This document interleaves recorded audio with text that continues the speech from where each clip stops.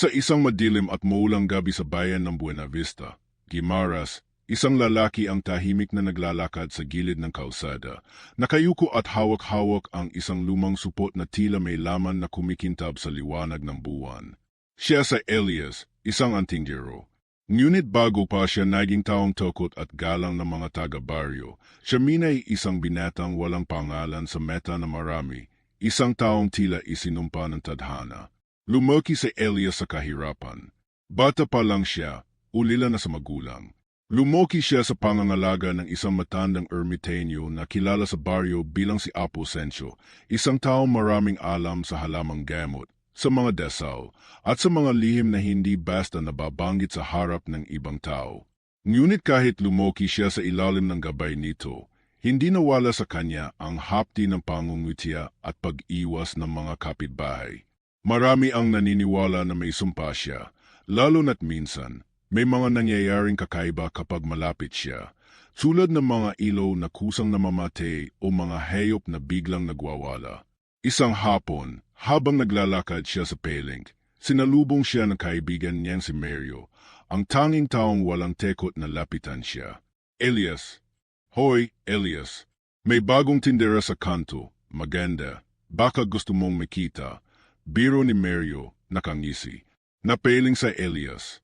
Kung ako lumapit, baka bigla siyang mawala. Sagot niya, kalahating biro, kalahating totoo. Natawa si Mario, pero alam niyang may bigat sa likod ng salitang iyon. Sa simpleng araw na iyon nagsimulang mabago ang lahat. Habang naglalakad pauwi sa Elias, napansin niya ang kakaibang katahimikan sa paligid. Walang huni ng kuliglig, walang teho ng aso. Lahat tila himinto. At mula sa gilid ng kagubatan, may natanaw siyang 2 meta na kumikislap sa dilim, tila nanonood sa kanya. Nang tumigil siya at titigan iyon, bigla itong nagleho. Hindi niya iyon binanggit kay Mario, pero alam niyang may kakaibang bumabalik sa bayan nila, isang presensyang matagal nang nawala. Kinabukasan, kumalat ang balita na may isang bata sa kabilang baryo na misteryosong nawala. Walang nakarinig ng iyak, walang nakakita ng dumukot. May nagsabi na baka naligaw lang, pero may mga matatanda na agad nagsabing, bumalik na sila. Hindi na kailangang sabihin kung sino ang tinitukoy sa Guimaras. Kapag may nawawala at may naririnig na kakaibang huni sa gabi, isa lang ang naiisip ng lahat, aswang. Pag-uwi na Elias sa maliit niyang kubo, nadetnan niya si Apo Sencio na nakaupo sa harap ng isang mesa. May nakalatag na iba't ibang anting-anting, mga lumang medalya, at mga papel na may dasal na hindi niya maintindihan. Elias, marahan nitong sabi, ang oras ay dumating na. Hindi ka na bata. Alam mo kung ano ang dela mo, at kung ano ang tungkulin mo. Tahimik lang siyang nakinig, ngunit ramdam niya ang panlalamig ng kanyang mga kamay. Hindi pa siya handa o baka ayaw lang niya.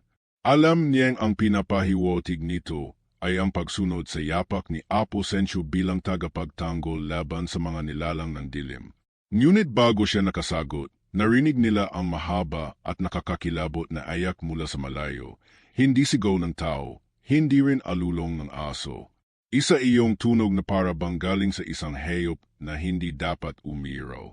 Nagkatinginan sila ni Apo Sencio, at sa titig nito, alam niyang hindi iyon isang karaniwang gabi. Sumunod na gabi, kahit pinigilan siya ni Mario, naglakad si Elias papunta sa kagubatan, dala ang maliit na sako na puno ng asin, bawang, at ang kanyang pinakapayak na anting-anting, isang tansong krus na matagal na niyang suot. Sigurado ka ba rito? Tanong ni Mario, sumunod pa rin kahit natakot. Kung hindi natin sila titigilan, mas marami pang mawawala. Sagot na Elias, walang lingon-lingon. Habang papalalim sila sa kagubatan, napansin nilang mas tumitindi ang amoy ng nabubulok na karn. Hindi ko gusto to, Elias, bulong ni Mario. Hindi mo talaga magugustuhan, tugon niya. Sa kanilang paglalakad, napansin nilang may mga puno na tila may bakas na matatalas na kuko. At may mga petak ng dugo sa lupa na petuloy na himahantong sa mas madilim na bahagi ng gubat. Pagdating nila sa isang maliit na clearing, nakita nila ang isang lumang kubo na matagal nang iniwan. Ngunit kahit sira-sira na, May liwanag mula sa loob, mahina, parang apoy ng kandila. Dahan-dahan silang lumapit. Sa pagdungo na Elias sa siwang ng pinto, nakita niya ang isang matanda na nakatalikod, abala sa pag-ikot ng isang bagay sa malaking palayok. Ngunit hindi iyon ang nagpayanig sa kanyang kalamnan, kundi ang mga payat na kamay nito na may mahahabang kuko, at ang balikat na anti-unting bumabakat ang buto habang kumikilos, para bang hindi na tao. Bago pa siya makagalaw, bigla itong himinto sa ginagawa, at dahan-dahang lumingon. Hindi niya nakita ang buong mukha dahil natatakpan ng buhok, pero sapat na ang matatalim nitong ngipin at meta na tila kumikislap sa dilim para mapaitras siya. Matagal kitang hininte, Elias, bulong nito. Tinig na parang may halong halakhak at galit. Napatigil siya. Anong alam nito ang pangalan niya? At bago pa niya masagot ang tanong sa sarili, naramdaman niya ang malamig na simoy ng hangin sa kanyang baitok, kasabay ng pagdampi ng isang kamay mula sa likuran. Isang kamay na malamig, mahaba ang mga kuko, at tila may lakas na hindi niya kayang igyupo. Sa isang iglap, ang dilim ng kagubatan ay tila sumara sa kanila, at narinig ni Elias ang tinig ni Apo Sensyo sa kanyang isipan. Hindi ka na makakataka sa tadhanang ito. Sa mga sumunod na araw matapos ang insidenteng iyon sa lumang kubo, hindi mapakali sa Elias. Bawat gabi, naiisip niya ang malamig na kamay na dumampi sa kanyang baitok, at ang tinig na tumawag sa kanyang pangalan. Kahit anong pilit niyang itanggi, alam niya may koneksyon iyon sa nakaraan ng kanyang pamilya. Isang nakaraan na pilit niyang nilimot, ngunit laging bumabalik tuwing may kaguluhan sa baryo. Lumeki sa Elias na walang malinaw na kwento kung sino talaga ang kanyang mga magulang. Ang alam lang niya, namatay daw ang mga ito nang misteryosong masunog ang kanilang bahay noong siya sanggol pa. Walang nakakita kung paano nagsimula ang apoy, pero maraming bulong-bulungan na hindi ayon pangkaraniwan. May ilan pang nagsasabing, hindi apoy ang pumetay sa kanila, kundi sumpa. Ngunit tuwing tatanungin niya si Apo Sensyo, laging isa ang sagot, hindi mo pa kailangang malaman. Kaya't sa kabila ng pagpapalaki sa kanya na matanda, lumeki siyang may buta sa puso, isang tanong na walang kasagutan.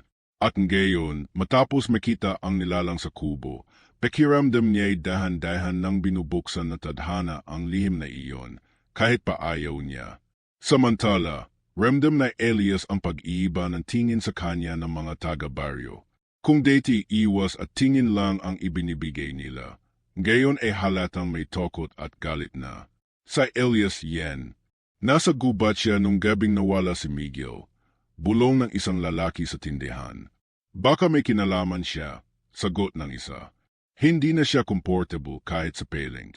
Maiging si Mario, na matagal ng kaibigan, ay tila nag-alangan na ring sumama sa kanya. Elias, hindi kasi sila sanay sa ganito. Takot sila, mahina nitong sabi. Takot sa ano, Mario? Sa akin, balik na Elias, may halong sakit sa boses. Walang masagot ang kaibigan niya.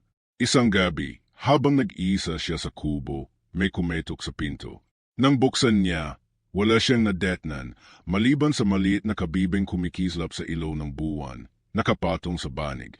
Inulot niya ito, at sa paghawak pa lang, ramdam niyang malamig ngunit tila may sariling pintig. Aglingon niya, nagulat siya nang may isang babae na nakatayo sa lilim ng puno, maputi ang balat na parang naebe, mahaba ang buhok na kulay itim na kumikintab, at nakashoot ng lumang seya na tila gawa sa sinag ng buwan. Hindi mo netatanong kung sino ako. Tanong nito, tinig na malumanay ngunit may bigat. Hindi ko kailangan, sagot na Elias kahit naninigas ang katawan.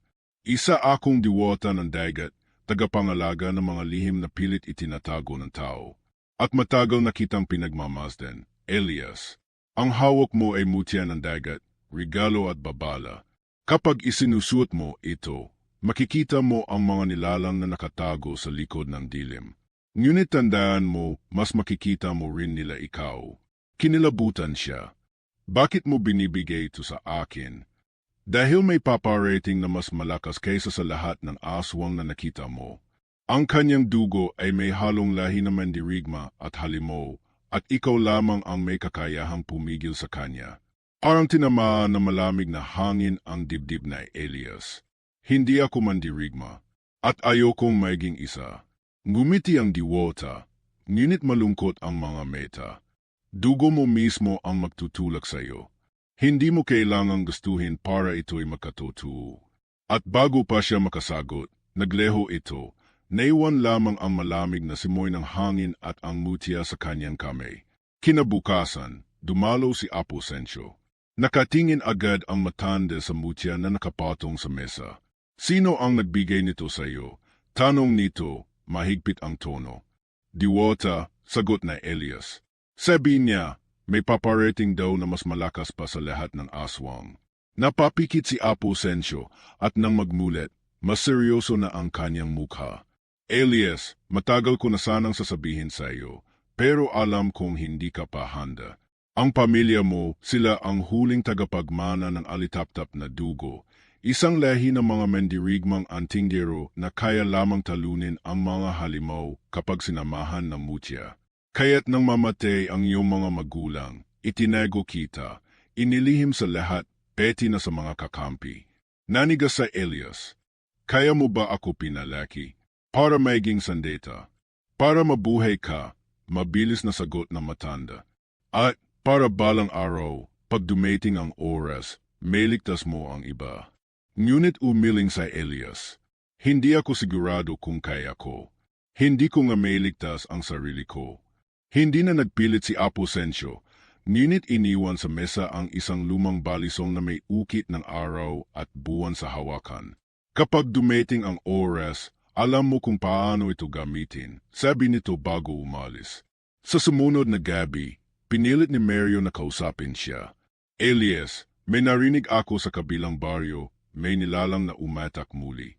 Pero sabi nila, hindi na ordinaryong aswang, mas mabilis, mas matapang, parang may sinasadyang hinahanap.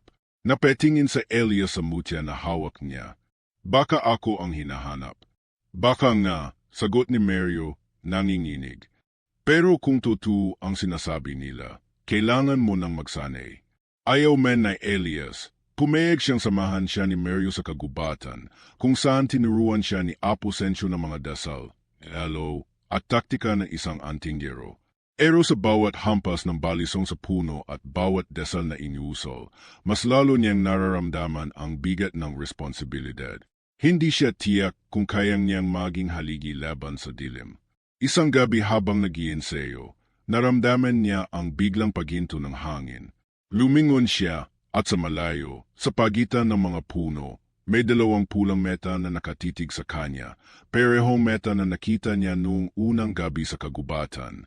Ngunit ngayon, may kasama itong tinig, malalim at malamig. Maghanda ka, anak ng alitaptap. Matagal na kitang hinahanap. At bago siya makakilos, nagleho muli ang mga meta. Iniwan siya sa gitna ng katahimikan, habang mahigpit niyang hawak ang mutya na tila mas mabilis na tumitibok kaysa sa kanyang puso. Mula nang huling makita na Elias ang pulang mga meta sa kagubatan, hindi na siya nakatulog na maayos. Bawat pikit na meta niya ay bumabalik ang tinig na tumawag sa kanya, haulit-ulit, parang isang sampang ayaw umalis. Alam niyang may paparating, at alam din niyang wala na siyang lusot.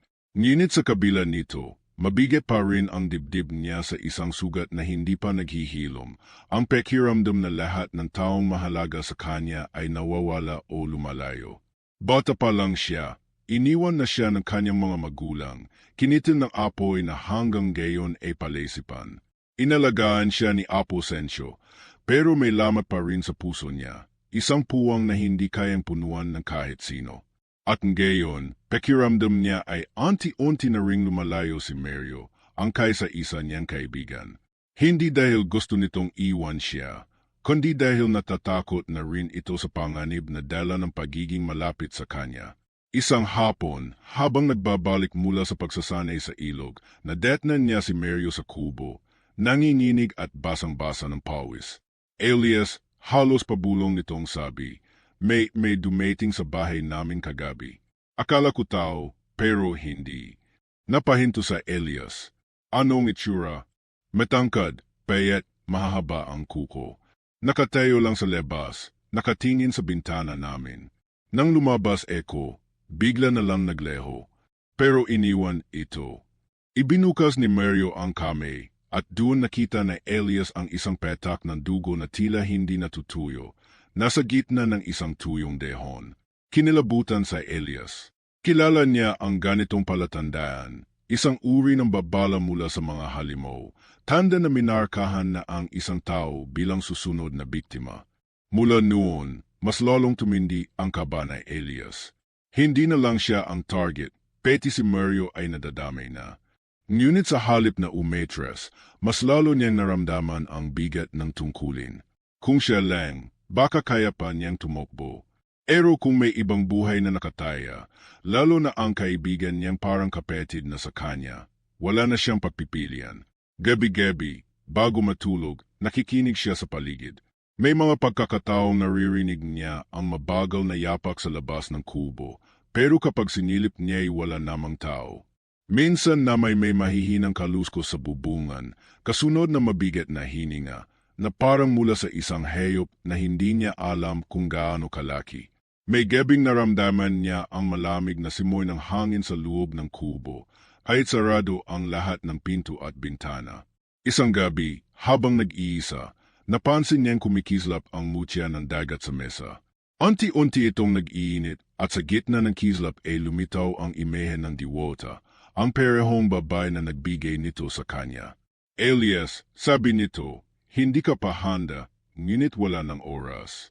Ang kaaway ay nagpapadala ng mga anino upang subukin ang iyong loob. Kapag bumigay ka sa tekot, mas lalakas sila. Kapag kumapit ka sa galit, mas mabilis ka nilang masusundan. Hindi kumibo sa Elias.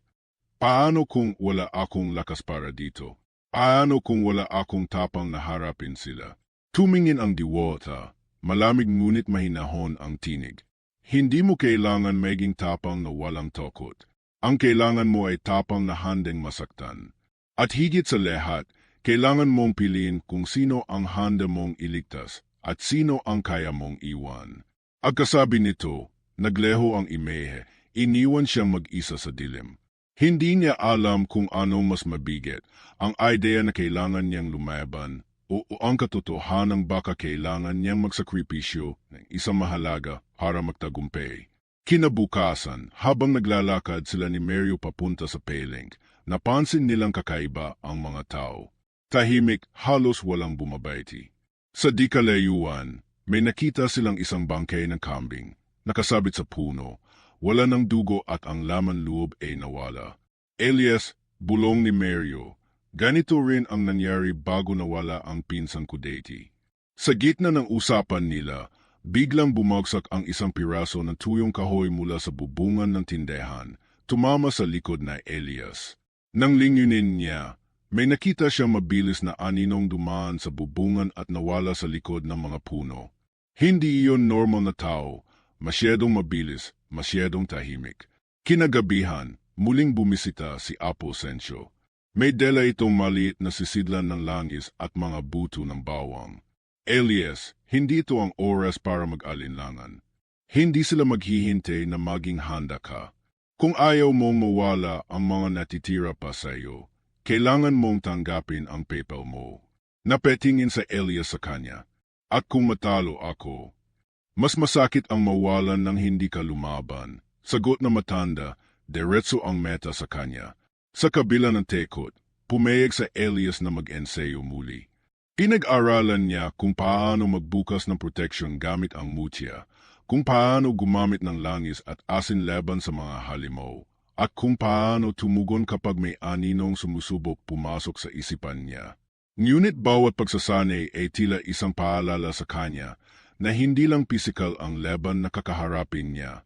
Kailangan din niyang labanan ang sariling pagdududa at tekot na muling mawalan. Isang gabi, matapos ang mahabang ensayo, umupo siya sa gilid ng kubo at tumitig sa buwan. Tatay, nanay, mahina niyang bulong. Kung naririnig niyo ako, sana bigyan niyo ako ng lakas. Ayokong mawala si Mario. Ayokong mawala ang tanging natira sa akin. Ngunit imbes na sagot, dumating ang isang kakaibang katahimikan. Wala ni isang insekto ang humingi, wala ring hangin. At mula sa gilid ng gubat, may mga metang isa-isang lumitaw, hindi lang isa o dalawa, kundi dose-dose ng pairs ng mga meta, nakapako lahat sa kanya. Kasunod nito ay ang mababang alingaungaw ng isang tinig, mas malalim kaysa sa deity, at mas malapit. Hindi mo sila lahat maliligtas, Elias. At sisimulan ko sa pinakamahal mo. Sa isang iglap, nawala ang mga meta. Naiwan siyang nakatayo, malamig ang pawis at mabilis ang tibok ng puso. Alam niyang hindi na iyon banta lamang. Nagsimula na ang laban. Sa mga sumunod na araw, para mas lalo pang dumidikit sa bawat sulok ng baryo ang presensya ng kaaway. Hindi lang si Elias ang nakakapansin, peti si Mario, peti ang ilang matatandang sanay na sa mga alamat, ay tila mas madalas nang nakatingin sa dilim, nag-aabang ng kung anong paparating.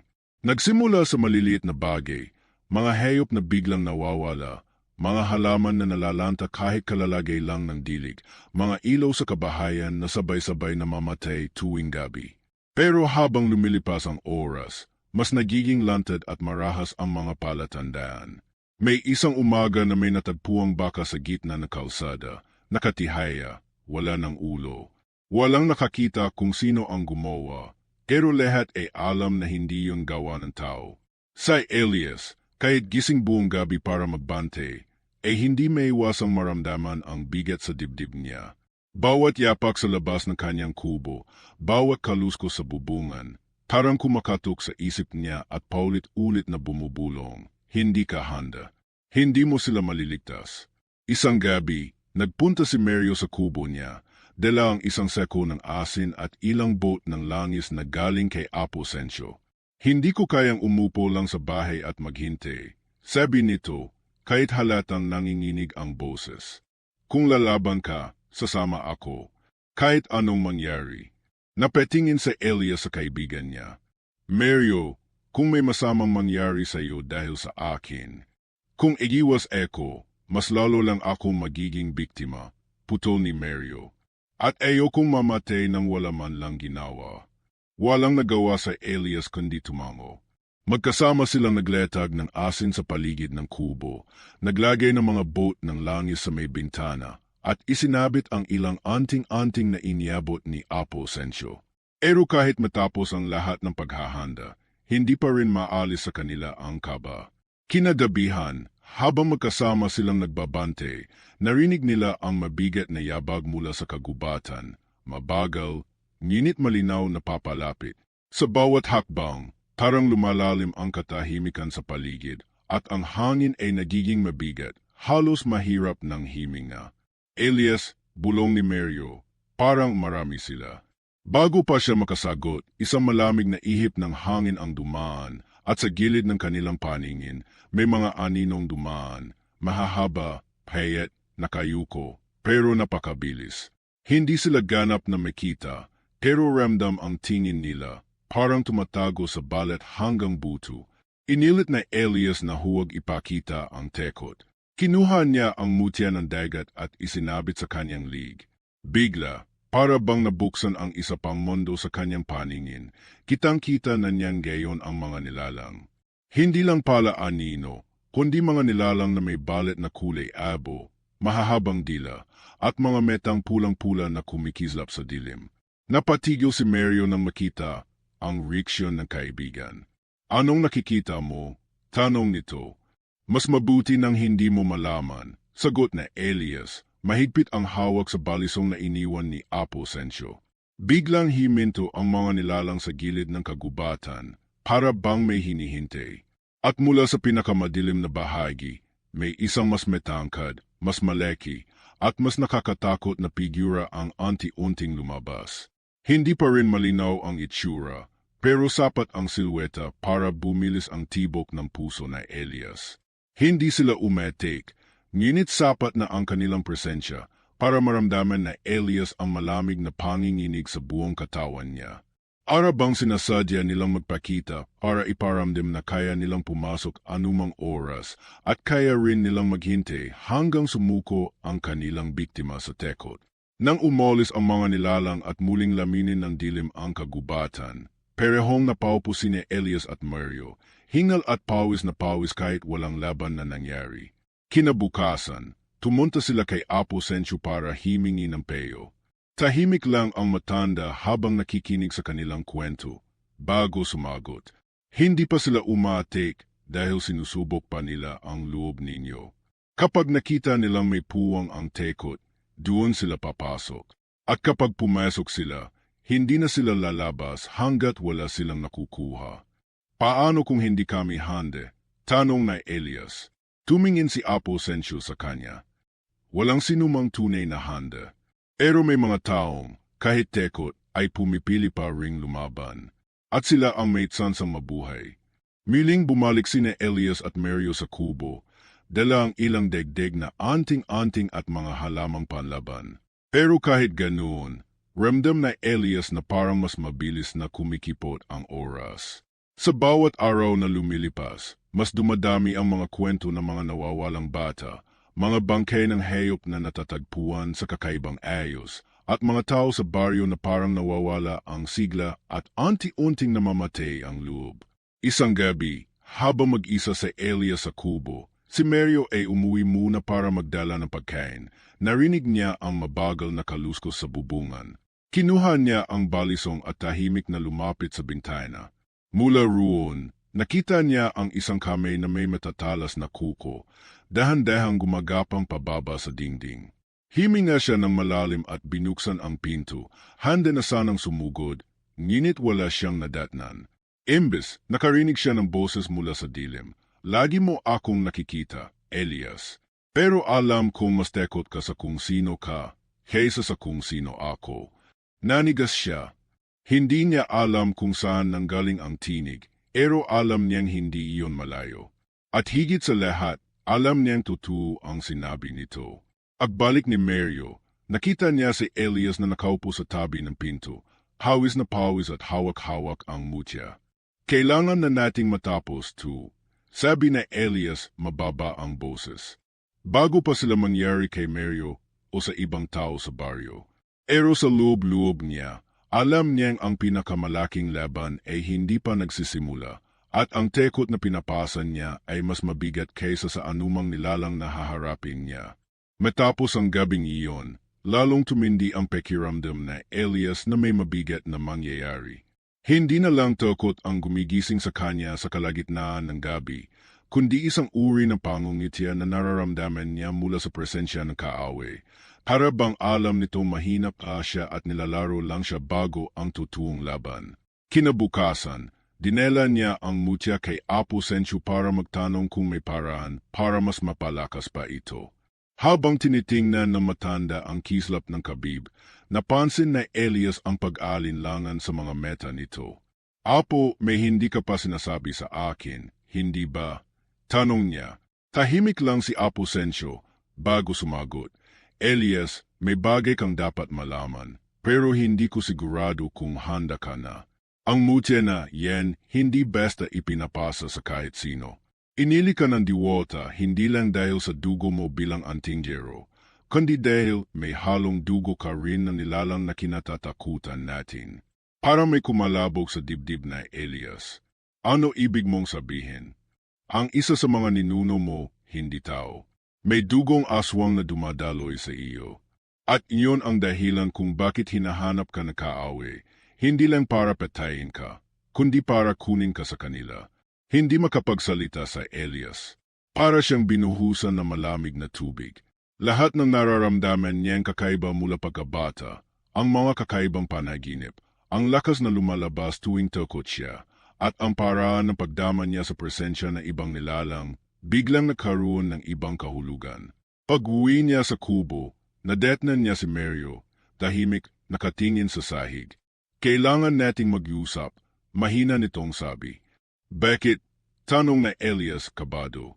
May tinatago ako sa iyo. Matagal ko na sanang sasabihin, pero natatakot akong magalit ka. Nanlamig sa Elias. Ano yun? Hindi aksidente na nakita ko ang nilalang sa bahay namin. Hinanap nila ako, o mas tama, hinanap nila Teo. Alam ko dahil isang linggo bago ka umuwi mula sa pagsasanay sa ilog, may lumapit sa akin. Isang babae, maputla, mahaba ang buhok. Sinabi niyang bantayan kita, pero kapag dumating ang oras, kailangan kitang dalhin sa kagubatan sa kanila. Parang umikot ang mundo na Elias. Bakit mo hindi sinabi sa akin? Dahil hindi ko alam kung totoo. Akala ko isa lang siyang baliw o multo. Pero noong nagsimula nang may mawala sa baryo, naisip kong baka totoo ang sinabi niya. At natakot ako na baka ako mismo ang maging dahilan ng kapahamakan mo. Hindi alam na Elias kung mas galit ba siya o mas nasaktan. Ekiramdam niya'y wala na siyang mapagkakatiwalaan. Kaibigan man o tagapag-alaga, lahat ay may tinatago sa kanya. Bago pa sila makapagpatuloy ng usapan, biglang dumilim ang paligid. Para may dumaan na anino sa mismong bubungan ng kubo. Simunod ang malakas na hampas sa dingding at ang mga boat ng langis sa bintana ay isa-isang nabasag. Mario, himanda ka! Sigaw na Elias habang kinukuha ang balisong at isinusyot ang mutya. Sa sandaling iyon, nakita niyang hindi lang isa o dalawang nilalang ang nasa labas. Marami sila at parang mas malalaki at mas mabagsik kaysa dati. May ilan na may pokpok, nakalawit mula sa puno, at may ilan na gumagapang sa lupa na parang mga ahas ngunit may mga kamay. Sinubukan nilang harangin ang mga ito gamit ang asin at desal, ngunit sa isang iglap, isang napakalakas na hampas ang tumama sa pinto. Halos matanggal ang bisagra. Mula sa siwang, nakita na Elias ang isang pairs ng pulang meta, pero hindi ito katulad ng mga nakita niya noon. Mas maliwanag, mas malinaw, at mas nakakatakot. Kasabay nito, muling narinig niya ang malalim na tinig. Hindi ka nilikha para labanan ako. Elias, nilikha ka para maging isa sa amin. Napaitres siya, nanginginig ang kamay sa hawak na balisong. Sa gilid ng kanyang paningin, nakita niya si Mario na parang biglang nanigas, nakatitig sa wala. Mario, sigaw niya, pero hindi ito gumalaw. Para bang may himawak sa isip nito at kinuha ang kanyang ulirat. Elias, mahina ngunit ibang tinig ang lumabas sa bibig ni Mario. Huwag ka nang lumaban. Sumama ka na lang at matatapos ang lahat ng sakit. Nanleki ang meta na Elias. Alam niyang hindi iyon ang tunay na boses ng kaibigan niya, kundi ang mismong kaaway na ginagamit ang katawan nito. Sa gitna ng kaguluhan, naalala niya ang sinabi ni Apo Sencio na kapag nakapasok ang kaaway, mahirap na itong paalisin. Alam niyang wala siyang oras mag-isip. Hinawakan niya ang mutya at pinikit ang meta. Pilit inaalala ang mga dasal na itinuro sa kanya. Mula sa kanyang palad, nagliwanag ang mutya at naglabas na malamig na hangin na tila pinalayo ang mga nilalang sa paligid. Ngunit sa sandaling iyon, bago tuluyang bumalik sa sarili si Mario, narinig na Elias ang isa pang pahayag mula sa boses sa loob nito. Kapag dumating ang gabi ng pulang buwan, ikaw mismo ang magbubukas ng pinto para sa amin. At saka bumagsak si Mario sa lupa. Hingal na hingal, para bang may mabigat na tinanggal mula sa katawan niya. Sa labas, anti-unting nagleho ang mga nilalang, ngunit naiwan ang malamig na pakiramdam na babalik sila at mas malapit na ang tekdang oras kaysa sa iniisip na Elias. Habang tinutulungan niyang bumangon si Mario, ramdam niya ang panggigigil sa dibdib niya. Hindi lang dahil sa panganib, kundi dahil sa katotohanang baka may bahaging totoo sa sinabi ng kaaway. Baka nga may bahagi sa kanya na hindi na tao, at baka dumating ang oras na hindi niya na mapipigilan ang sarili niyang maging isa sa kanila. At kung mangyari iyon, baka siya mismo ang maging pinakamalaking panganib sa lahat ng taong sinusubukan niyang protektahan. Ang gabi ng pulang buwan ay dumating ng mas mabilis kaysa sa inaasahan na Elias.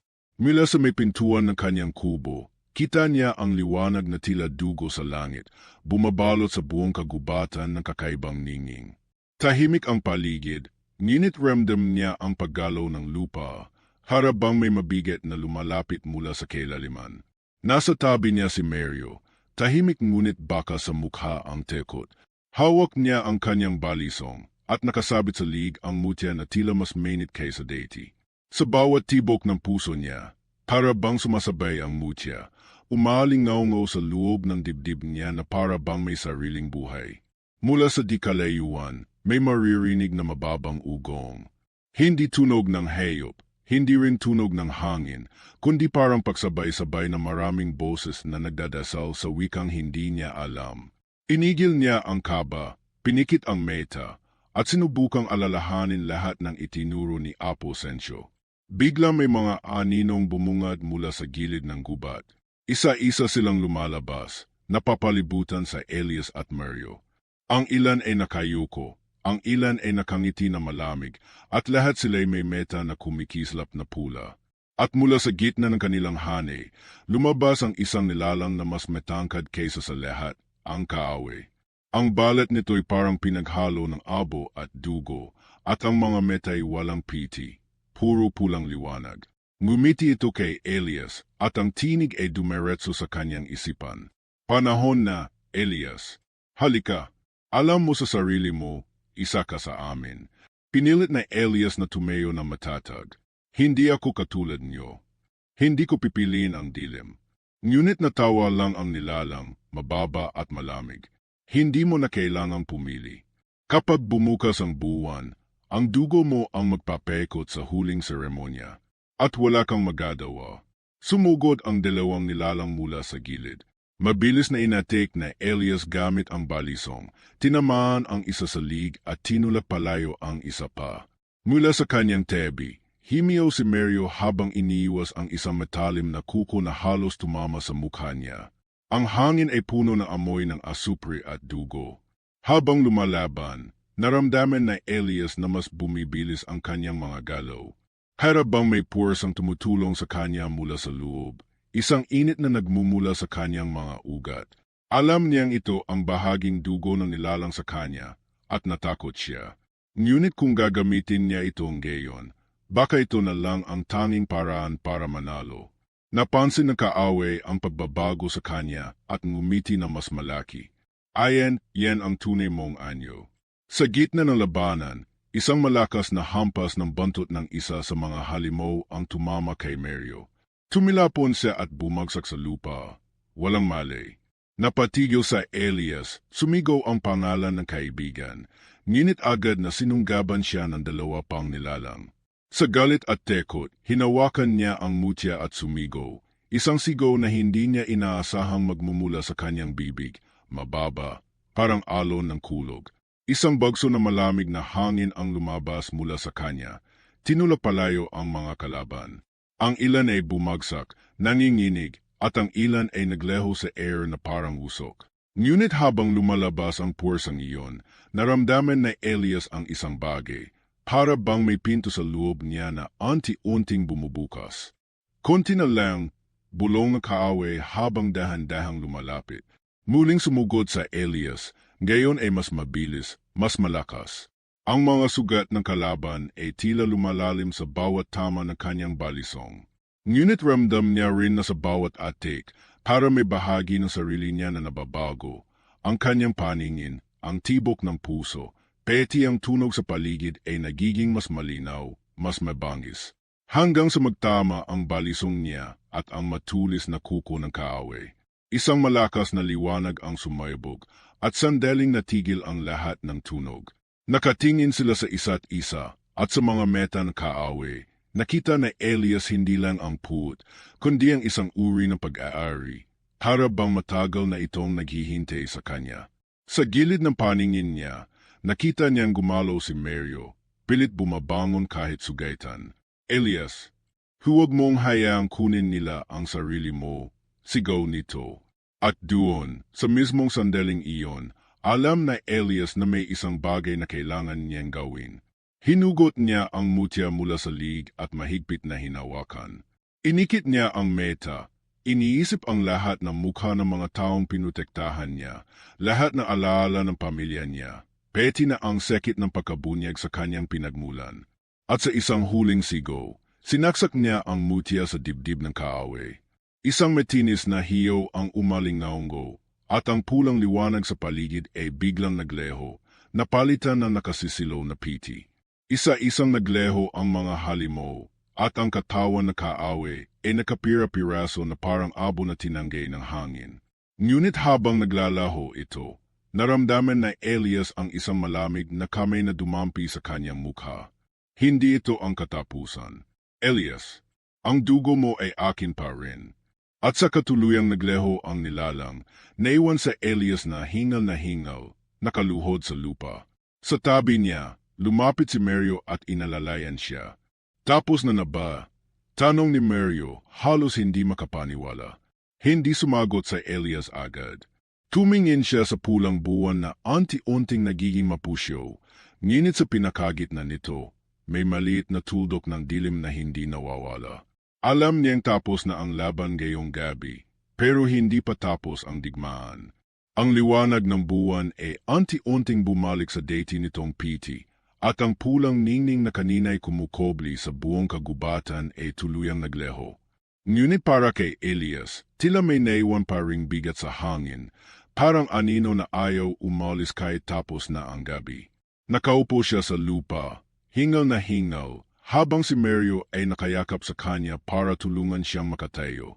Ereho silang sugatan, ngunit mas malalim ang sugat sa kanilang isipan at puso. Ang mga meta na Elias ay nakatingin lamang sa kawalan. Iniisip ang huling sinabi ng kaaway bago ito tuluyang nagleho. Hindi pa tapos, bulong niya sa sarili. Elias, mahinang tawag ni Mario. Panalo tayo, di ba? Hindi agad nakasagot sa Elias. Pinilit niyang ngumiti, pero ramdam niya ang lamig sa loob ng kanyang dibdib. Panalo tayo, sagot niya, pero may kasamang alinlangan sa tinig. Habang naglalakad pauwi, nadaanan nila ang ilang lugar sa gubat na tila nagbago. Ang mga punong dating tuwid ay ngayon baluktot, at ang mga dehon ay kulay abo. Para may bahaging nabulok dahil sa presensyang iniwan ng kaaway. Sa bawat hakbang, naririnig nila ang mga petak ng hamog na nahuhulog mula sa mga sanga, ngunit sa tenga na Elias, arang petak yun ng oras na unti-unting naubos. Updating sa kanilang baryo, sinalubong sila ng mga tao. Ang ilan ay umiyak sa tuwa, ang iba ay nakatingin kay Elias na may halong tekot at paggalang. Bumalik ka, sabi ng isang matandang babae, sabay yakap sa kanya. Pero ramdam niya na hindi yon simpleng yakap. Arang sinusukat nito kung siya pa rin ba ang dating Elias. Ilang araw ang lumipas, at unti-unting bumalik sa normal ang buhay sa baryo. Ngunit para kay Elias at Mario, walang normal na bumalik. Sa gabi, nagigising sa Elias sa mga panaginip kung saan nakikita niya ang pulang buwan at ang mga metan kaaway na nakatitig sa kanya. At sa umaga, habang nag-iigib ng tubig, minsan ay makikita niya sa refleksyon ng balon ang isang bahid ng pulang liwanag sa kanyang mga meta. Napansin mo ba? Tanong niya minsan kay Mario habang magkasama silang nangingisda sa ilog. Ano? Sagot ni Mario habang abala sa pag-ayos ng lambat. Na parang hindi lahat ng nilalang na yun nawala. Ara may natira pa sa loob ko. Natigilan si Mario. Elias, kung totoo yun, hinding-hindi ka aiwan ng baryo. Lalo na ako. Anuman yan, paglabanan natin. Ngumiti sa Elias, pero alam niya may mga laban na hindi kayang salubungin ng lakas lang. May mga laban na tahimik, nangyayari sa loob at walang nakakakita. Isang gabi, pumunta siya sa libingan ng kanyang mga magulang. Doon, sa harap ng mga simpleng betong palatandaan, ibinuhos niya ang lahat ng bigat na tinatago niya. Hindi ko alam kung hanggang kailan ko kayang pigilan, too. Pero ipinapangako ko, hanggat may hininga ako, hindi ko hahayaang laminin ako ng dilim. Parang sumagot ang hangin, dumampi sa kanyang pisngi at inolis ang pawis at luha sa kanyang mukha. Sa sandaling iyon, kahit papaano, nakaramdam siya ng kaunting ginhawa. Lumipas ang mga linggo at nagsimula maghilom ang sugat ng baryo. Ang mga batang deity tekot lumabas ay muling naglalaro sa may gilid ng kagubatan. Ang mga matatanda ay bumabalik sa kanilang mga pananim. Ngunit kahit magbalik ang saya, alam nilang lahat na may mga alaala na tokot na hinding-hindi mabubura. Dumating ang gabi bago magpuno ang buwan muli. Habang nakaupo sa tuktok ng buro, pinagmamasdan na Elias ang kalangitan. Wala ng pulang liwanag, ngunit sa kanyang puso, may bahid ng kaba. Dumating si Mario, may dalang mainit na sabaw. Hindi mo kailangang bantayan ang buwan gabi-gabi. Biro ni Mario, pero alam niyang pareho silang hindi nakakatawa sa sinabi. Kung babalik men sila, sagot na Elias, gusto kong ako ang unang makaalam. Tahimik silang umupo, pinapakinggan ang huni ng kuliglig at banayad na ihip ng hangin. Sa katahimikan, naisip na Elias na baka ganito talaga ang buhay. Hindi mo alam kung kailan darating ang dilim. Pero habang may kasama ka at may dahilan para lumaban, may saysay pa rin ang bawat araw. Bumaba sila mula sa buro, bitbit ang perehong bigat at pag-asa. Sa pintuan ng kubo na Elias, bago sila maghiwalay, tinapik siya ni Mario sa balikat. Kung sakaling dumating ulit, yon sabay Teo. Wala nang mag-iisa. Tumango sa Elias. Sabay Teo. At habang pumipikit siya o naglalakad sa ilalim ng araw, dala pa rin niya ang bigat ng nakaraan at ang banta ng bukas. Ngunit natutunan niyang ang tunay na tapang ay hindi lang sa pagharap sa kaaway, kundi sa pagpili araw-araw na manatiling tao, kahit pa may halimaw na nakatago sa loob mo. Dahil sa huli, hindi lahat ng laban ay tungkol sa pagpatay ng kalaban. Minsan, ang pinakamahirap na laban ay ang laban sa sarili, at iyon ang laban na hindi mo pwedeng talikuran.